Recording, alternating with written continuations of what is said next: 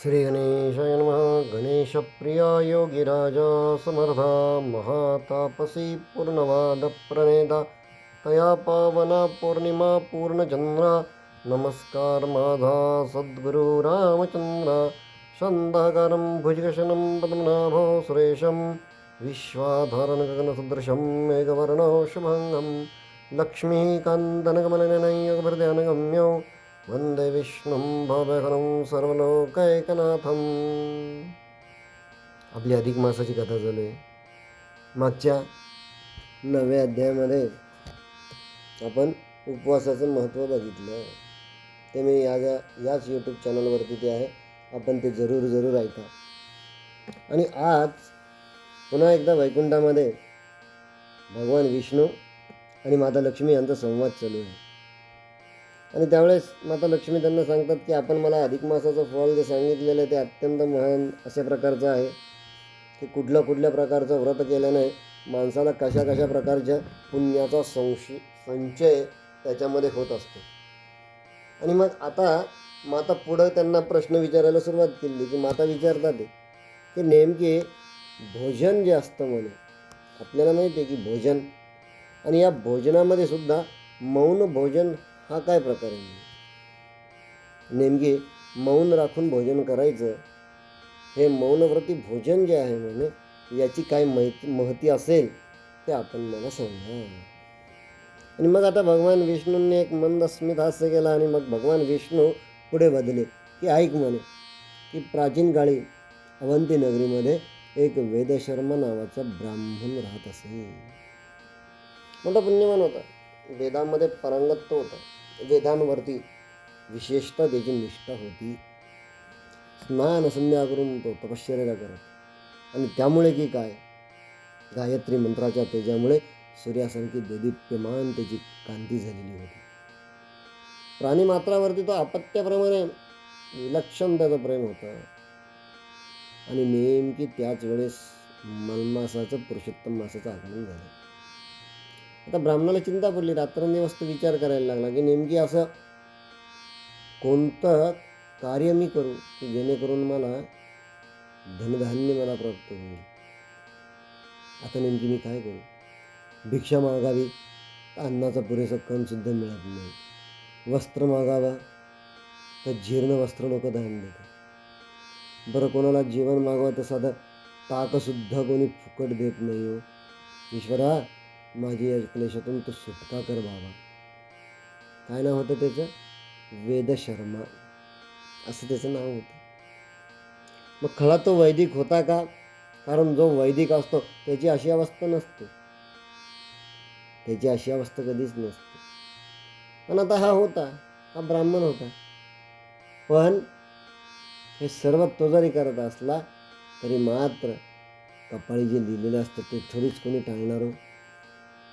आणि मग ह्या सतत विचार करत असताना, एकदा तो ध्यानात मग्न असताना शेवटी ईश्वरापर्यंत त्याची हात गेली. मग देवाने ठरवलं की ठीक आहे, आज रात्री याच्या स्वप्नामध्ये जाऊ आणि याला आपण उपदेश करू. आणि महारात्री झोपलेला असताना स्वप्नात देवानं दर्शन देऊन त्याला सांगितलं की तू मौनव्रताची उपासना कर. मग यानं विचारलं भगवंताला की हे मौनव्रताची उपासना म्हणजे नेमकी काय देवा. मग देवाने सांगितलं की मौनपणाने स्नान करणं, मौनपणाने हवन करणं व मौनपणाने भोजन करणं. मौन म्हणजे अत्यंत शांत. पण नुसतं शांत का, नाही. आणि हे सर्व करत असताना मात्र चर्मचक्षुंपुढे त्या भगवंताची मूर्ती साक्षात उभी करायची. किती मोठी साधना झाली. कोणती भक्ती म्हणतात बरं डॉक्टर रामचंद्र महाराज परमेश्वर यांना, कोणती भक्ती म्हणतात.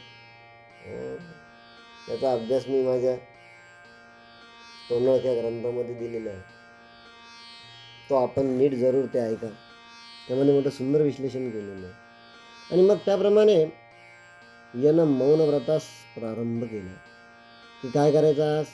अगदी जेव्हा पहाटेचं झुंजूमुंजू झालेलं असतं त्यावेळेस ते उठायचं, नर्मदा तीरी जायचं, स्नान करायचं, कोणाशी संभाषण न करता मौन बाळगून घरी यायचं. निर्धारानं मात्र देवपूजा, जप, होम, हवन, अनुष्ठान तो करायचा. दिवसभर तो उपोषण करायचा. उपवास करायचा, सूर्य मावळल्यानंतर भोजन तो करत आणि सोबत काही अतिथींनाही घेऊन येत. आणि आता असं करता करता अतिथींनासुद्धा, हे तुमच्या व्रताचा महिमा असतो. ज्याला घरात खावायला दाणं नव्हता तो आता अतिथ्यांना बोलवायला लागला. म्हणजे काय व्रत त्याचं तिथपर्यंत झाले असेल याचा विचार आपण करू शकतो. आणि म्हणून पुराणातून आपल्याला फक्त घ्यायची ती आचरण पद्धती, त्याच्यावरती शंका नाही घ्यायची की खरंच ही घटना घडलेली आहे अथवा नाही. झालं. आता हळूहळू हळूहळू याचं आचरण आता मौनाकडे झालेलं आहे. आणि महिनाभर तो तसं करतोय. आणि मग महिना पूर्ण झाल्यानंतर त्यानं त्याचं सुंदर अशा प्रकारचं उद्यापन केलं. आणि या उद्यापनातून पुढं काय झालं?